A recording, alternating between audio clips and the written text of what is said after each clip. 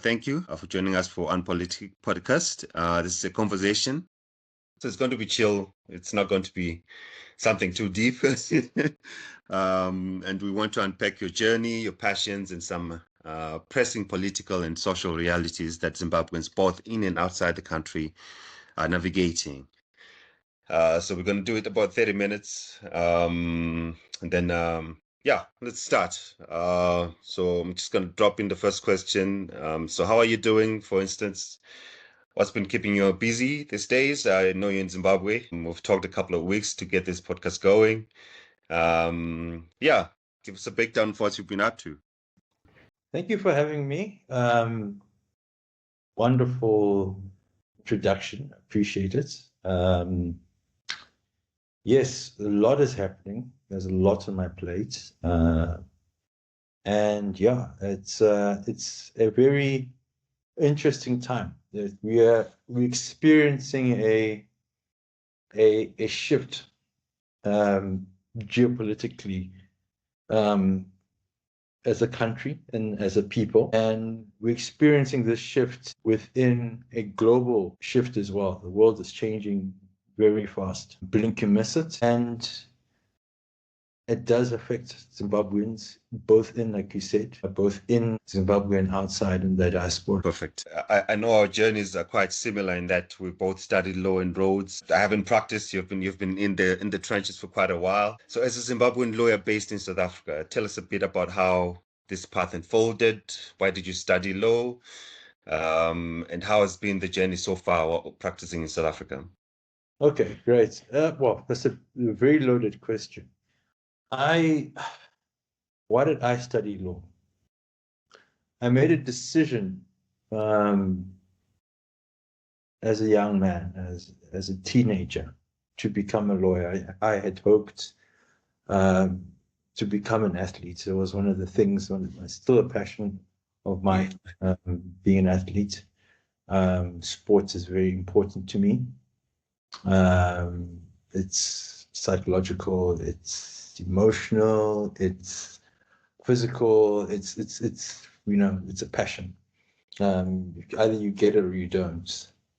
But I decided, look, I want to be a lawyer because of the passion that I had for reading, for politics, for justice. I mean, most young budding law students have a passion for justice, and I just knew it was something that I would do. I mean, I'd seen a lot of injustice as a young man growing up in Zimbabwe. I grew up in Zimbabwe and in the UK. I went to school for a few years, and some time. As a teenager, in my early teens in London. But in both countries at the time, there was a lot of injustice, mostly like ethnic injustice. And so you just, you had those things in mind. And when you went into the law, when I went to Rhodes University, and by the way, I did not, it's important to mention this, I did not anticipate when I was at Rhodes University that I'll be the lawyer that I am today. I had a different path in mind when I of what sort of law I was going to practice. I didn't want to practice in South Africa, but that was the last thing that I wanted to do. Yeah. I had that same experience. I actually never wanted to leave Zimbabwe, but I ended up leaving to study out here, and I've been stuck in the country for I don't know, it's almost 20 years now.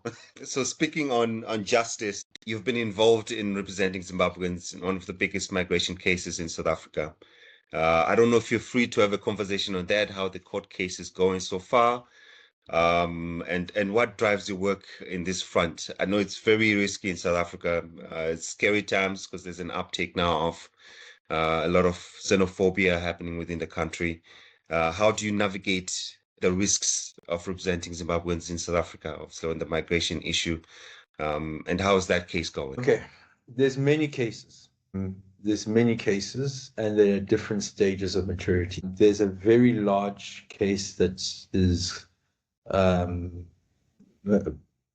to be, it's going to be breaking, going to be filing the next few days. I'm not sure the exact date because the legal team that I'm leading has still got to do some of the things they have to do. But that one's going to be in the international courts.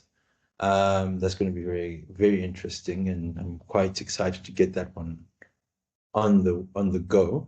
And we're going to the international courts because of what you just mentioned in your question. It is a very high risk situation to litigate these issues about xenophobia. I got involved in that, I like to call it that sort of litigation, the immigration litigation, as you put it. I got involved a few years ago, but I was doing many other things. I'm a commercial lawyer. Many people think I'm a human rights lawyer, and maybe you can call me a human rights lawyer because I do a lot of human rights litigation at a very high level. But I'm a commercial lawyer in training, and with my experience has been mostly in commercial litigation. But I saw the amount of injustice that was taking place in South Africa directed at Zimbabweans, and no one was doing anything about it. The most difficult time for me was the xenophobic violence that took place in 2008, and nothing happened. There's a lot of denial on that. There was denial. The government swept it under the carpet. Witnesses were intimidated. People were intimidated, and they just tried to bury it. And as a lawyer in the country at the time, I felt powerless. I wasn't registered as a lawyer, as an advocate to litigate at that stage. The way that it worked back then, I think they've changed it now. I've been an advocate for about 17 years, I think. But back then, you were admitted as an advocate, then you did your pupillage, and then you joined the bar. But I think now the two take place at the same time. I don't know how they're doing it now. But back then, I was powerless. I felt like, I couldn't do anything. I was just starting out. I joined the Cape Bar in 2009, just after the 2008 xenophobic violence. And there were several series of other spates of xenophobic violence that took place. And I think when they attacked the truck drivers, and I reported South Africa to the International Criminal Court, that was when I was like, no, enough now. When they're burning the truck drivers alive, that's when I started getting into that litigation space. And that's when people started seeing me as a human rights lawyer, not a commercial lawyer. Does your restraints of trade litigation, your businesses fighting other businesses. That is when I really got into the migration or xenophobia or matters regarding the justice. Yeah. Being in South Africa, obviously, I see a lot of Zimbabweans who feel invisible, who feel voiceless.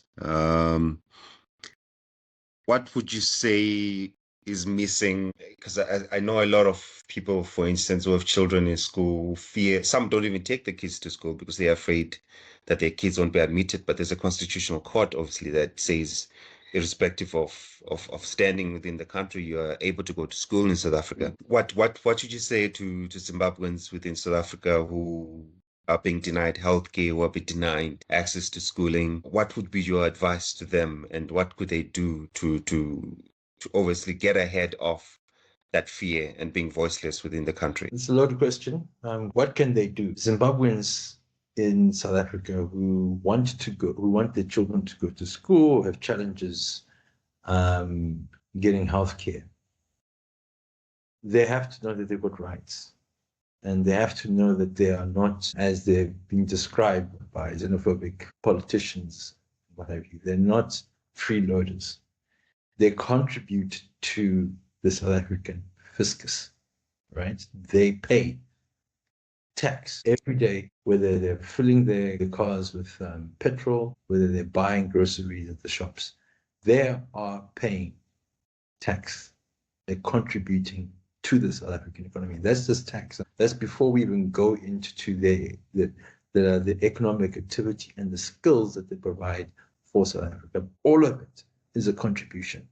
They're not leeches, they're contributors to the economy. And it's very important that Zimbabweans understand that, because a lot of Zimbabweans feel, and not just Zimbabweans, but foreigners in South Africa, African foreigners, not the expats from Europe. The expats from Europe, they feel that, look, we are making contribution to the country. But the Zimbabweans and other African foreign nationals in South Africa feel that they are second class and South Africa is doing them a favor, and that's not the case. That's the first thing. The other thing is that they've got legal rights to those services, to the hospitals and to the schools. The courts have said so. And if they're denied those rights, and South Africa fails its obligations to them, they can approach lawyers and legal action can be taken. Many Zimbabweans have done what I think is a smart move. You know, I'm a lawyer, but I don't enjoy, litigating unless it's very necessary. So what I would advise them to do is seek private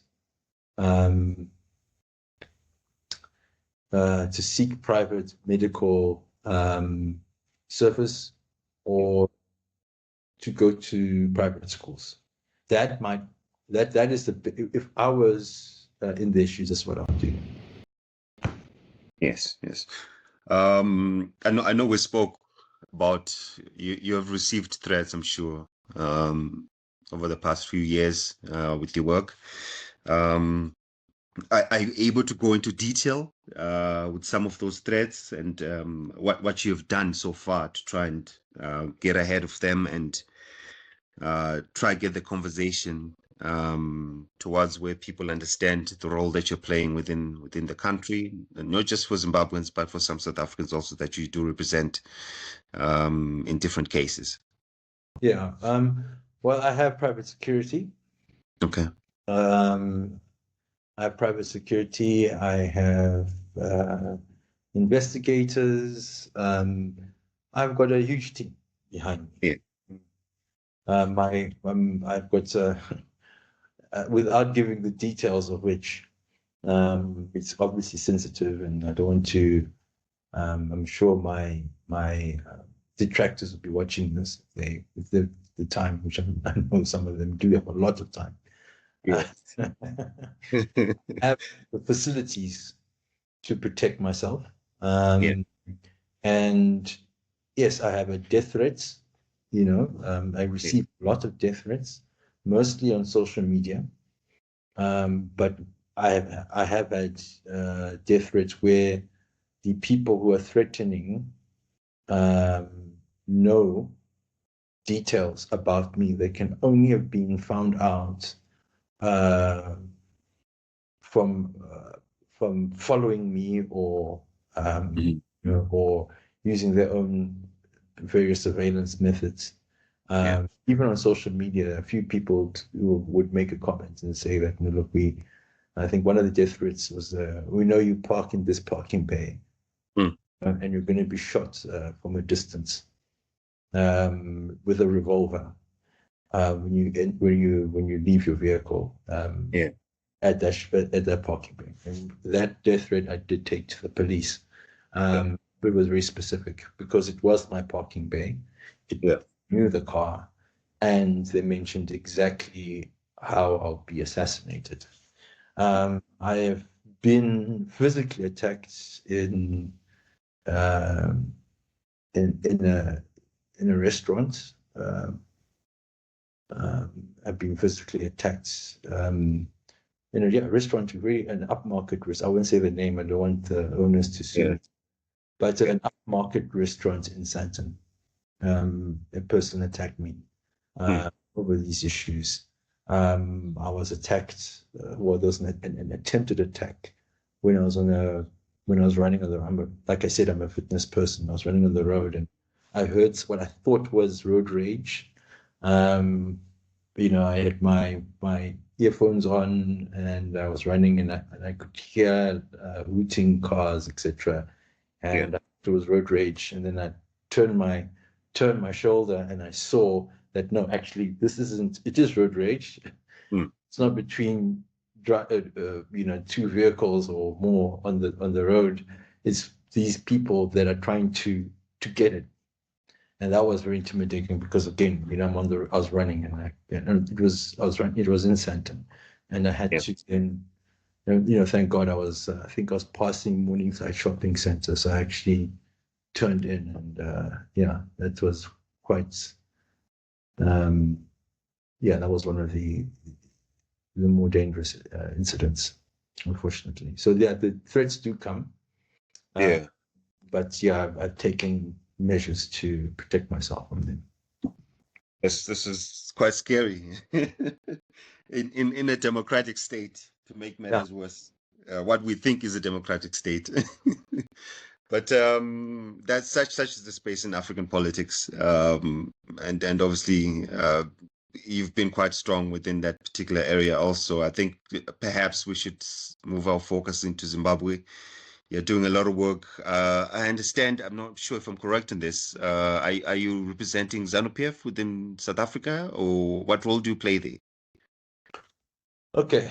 I am the chairperson of ZANU-PF Sandton branch. Okay. ZANU-PF has got a significant presence in South Africa. Yeah. So we've got many branches in the country, and those branches, for those who are not unaware of how ZANU-PF is actually structured, we have a pyramid sort of structure. Is the best way I can describe it. At the very bottom, you've got a cell, and then above a cell, you've got a branch, and above a branch, you've got a district, and then above a district, you've got a province. And then above that, you've got district coordinating committees, etc. Then you have got even above that, you've got your central committee, and then it's narrowing down. Then above central committee, obviously, you've got Politburo.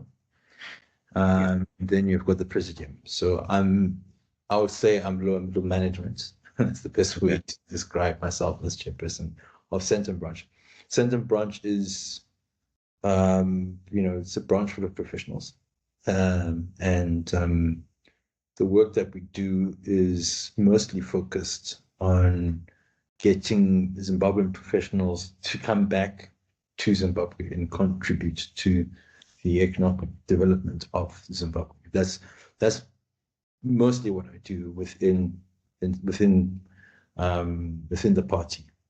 There are other things that I have done. A few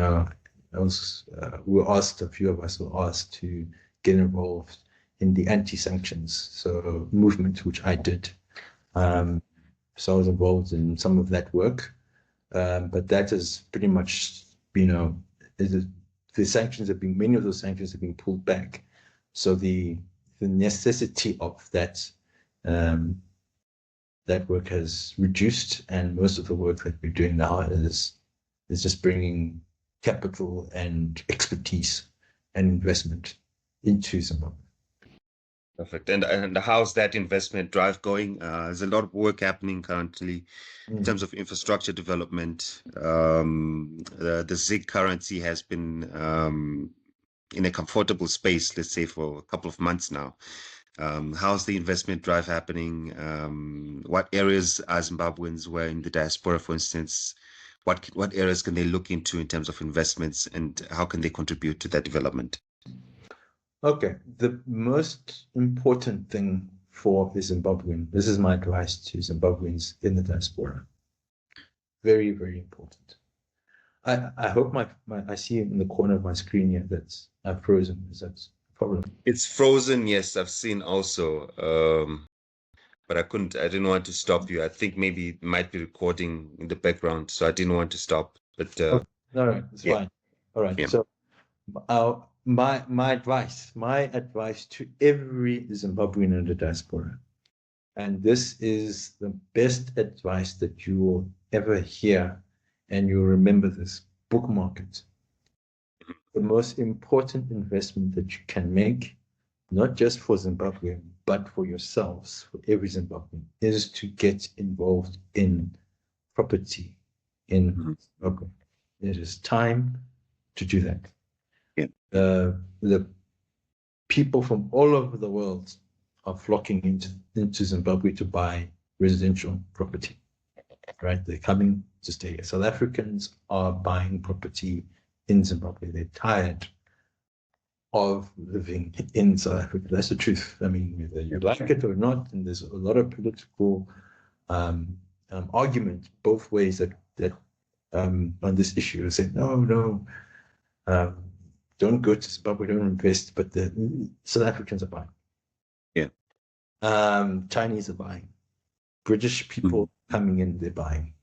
Yeah. People are coming back, and if we don't, the prices and the availability of good land for investment, that space is going to become, and with demand obviously, will become saturated. It's going to become more difficult for a Zimbabwean to come back home. That's the most important thing.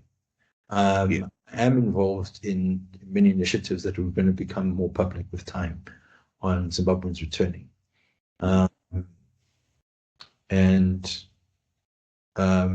So my suggestion first is to find out how you can get involved in getting property in your own country, and then from there start looking at things that you can do. Everyone is different. Yeah. Everyone wants to go to Harare, for instance. Not everyone wants to go to Bulawayo. Some people to go to. Some people can't, afford to stay in some of the more, they'll call it flashy and expensive real estate in the country. But the other places, and the towns, where people can invest into property, and the transport networks are improving. The roads have been in a bad state for a long time. That's true. No one can deny that. But there's changes that are being made daily there. So try your best to get into real estate first, and then then think about whatever skill that you have. Because some people, they want to, they may want to become an accountant. So you may have to get involved in trying to figure out how best you can find work in the country, or whatever it is that we want to do. Whatever you want to do, you must just start making the moves now. Yeah. Perfect.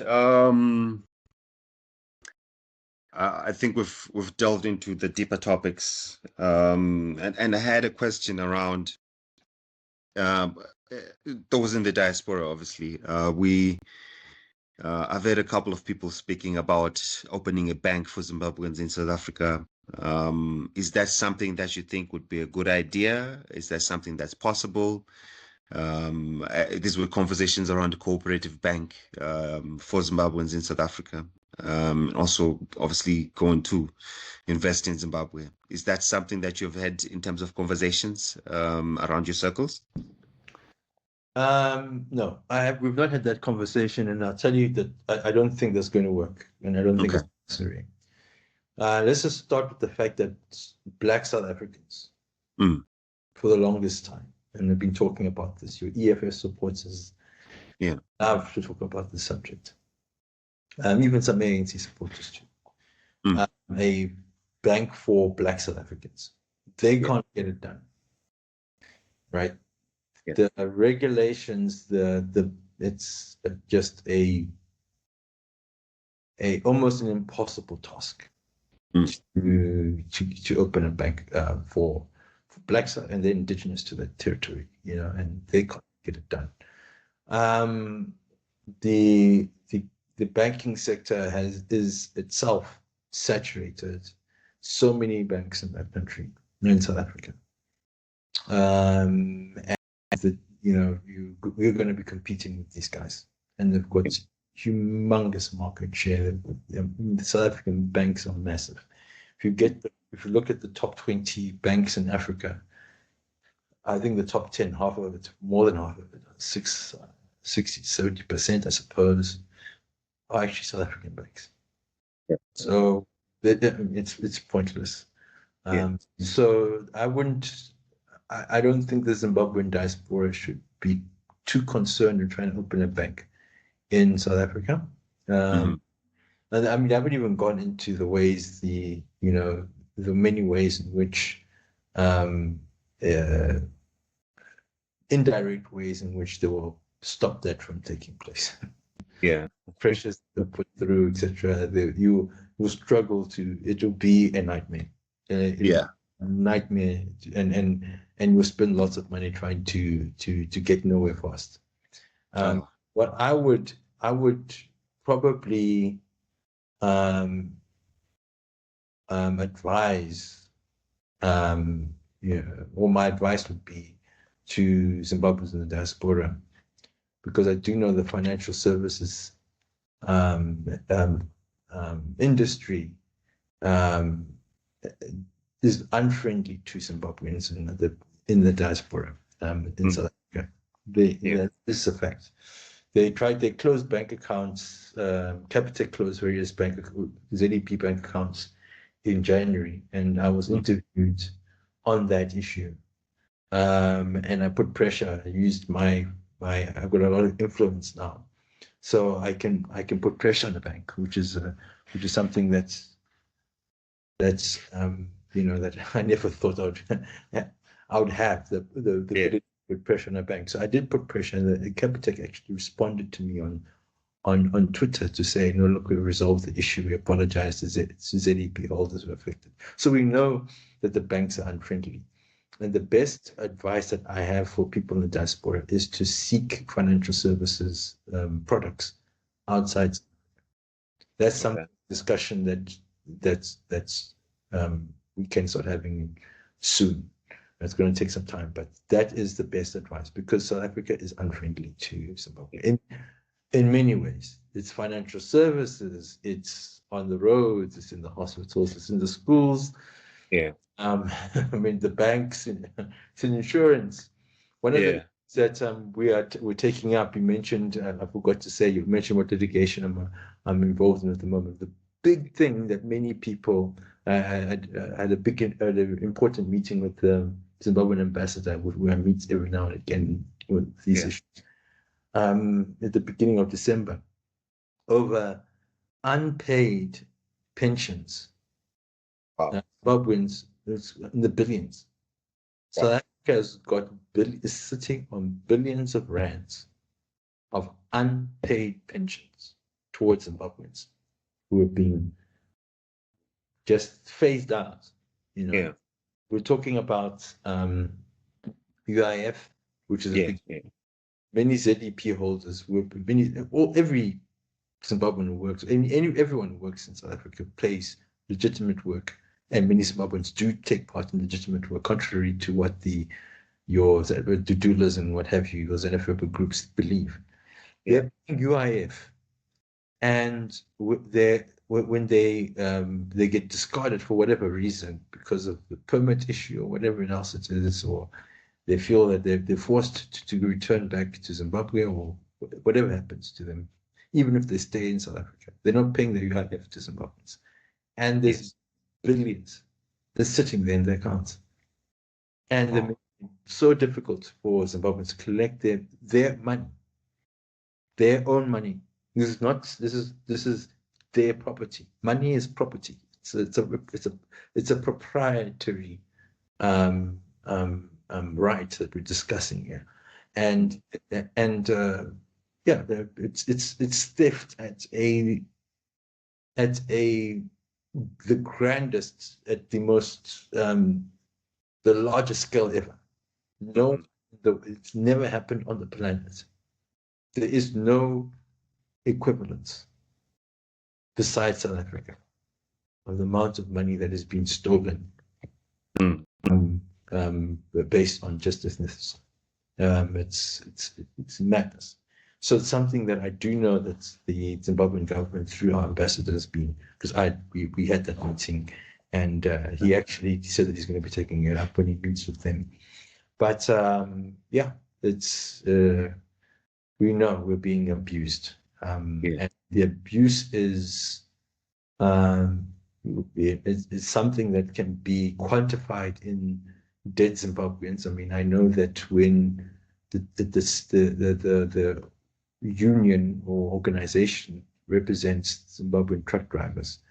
Mm. The last I had spoke to their chairperson, he said that they were sitting at around 700 dead Zimbabwean truck drivers.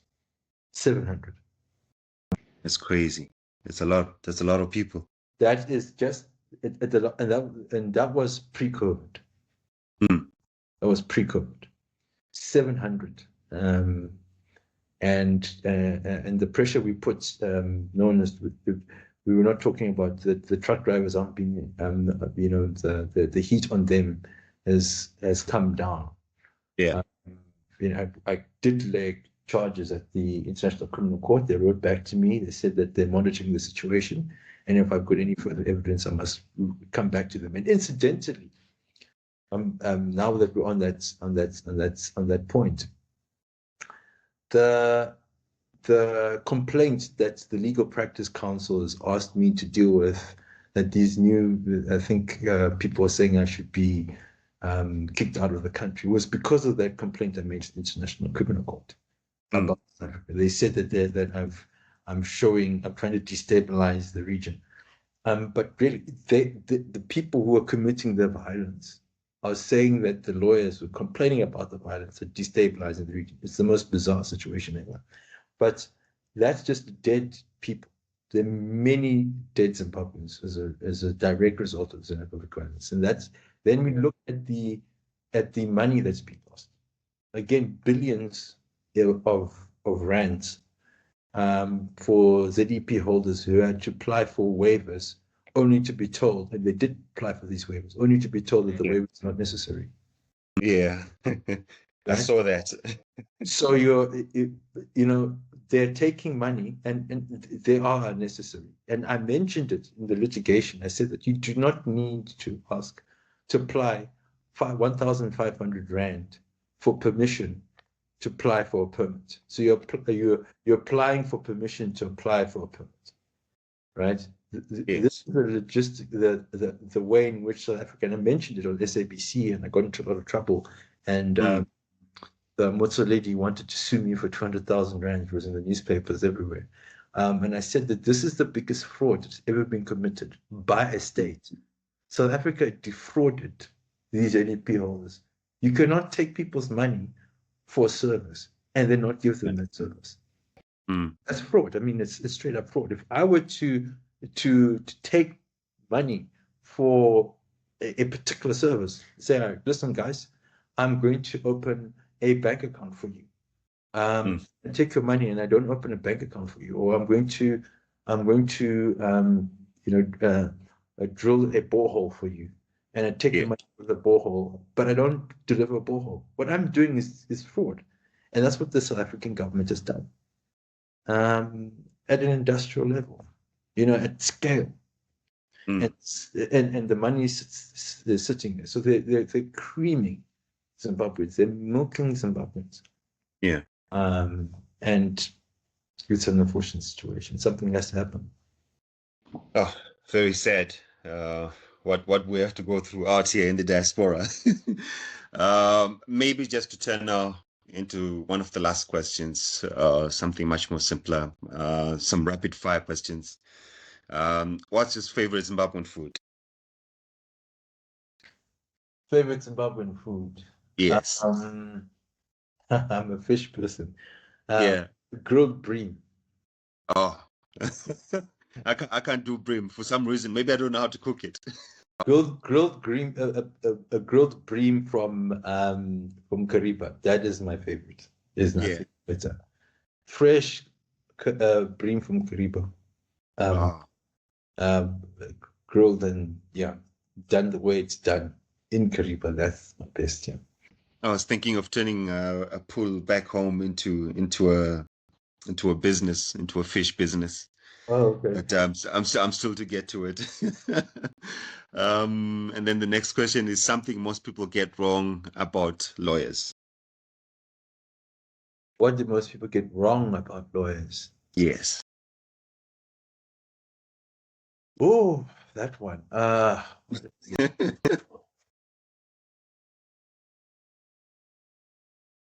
amount they most people get wrong, or that they rather they don't know that the majority of the work that lawyers do is in their office and not in the courtroom. Mm. Yeah, that's the one thing that's the paperwork sitting in your office is Yes. 99% of the work that a lawyer does. Only I mean, I'm a litigator, but Yeah. the times you see a litigator standing up in courts, that's the 1% of work that Yeah. he or she does. I mean, maybe not 1%. I'd say the 10% and 90% is, because there's still work. There is work still to do when you're arguing in the courtroom. But yeah, that's one thing that you And get. that is why I never practice law. The amount of reading you have to do. Not Yeah, and what book are you reading now currently, or what book has changed the way you see the world that you've read before? okay. That'll be two books. Okay, so the book I'm reading at the moment is Atomic Habits. Okay. I think the author is James Clear. I think Clear. If I recall, I might be wrong, but the book is called Atomic Habits. It's a very popular book at the moment. A very good read. I recommend it. And the book that changed me is actually the first autobiography I ever read. Not autobiography, I apologize. The first biography I ever read. And that was Muhammad Ali. Okay. Yeah. Oh, perfect. And with that, I think we should close. Thanks again for being on, Simba. I can't wait to share this episode and get people talking. It's going to be a lot of editing. It's not a platform we wanted to use, obviously, but we'll get it done. I think we're going to call it something around legal borders, personal journeys. So thank you so much for your time. I'll be contacting you with the published version of this podcast. Okay. Appreciate it. Thank you, my brother. Great. Thank you. Enjoy your day further. Okay, cheers. Bye. Bye. Bye.